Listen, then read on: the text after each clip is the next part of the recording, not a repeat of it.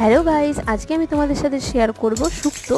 তো শুক্তোর জন্য এখানে আমি প্রথমে বড়ি ভেজে নিলাম।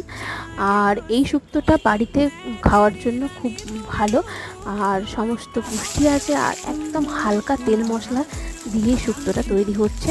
তো প্রথমে ফোড়নে দিলাম 5 ফোড়ন, গোটা জিরে আর তেজপাতা। তারপর সবজিগুলো ভেজে নিলাম, প্রথমে কাঁচকলাটা ভেজে তারপর বাকি সবজিগুলো ভেজে নিলাম। আর পেঁপেটা আমি আগেই সেদ্ধ করে রেখেছি।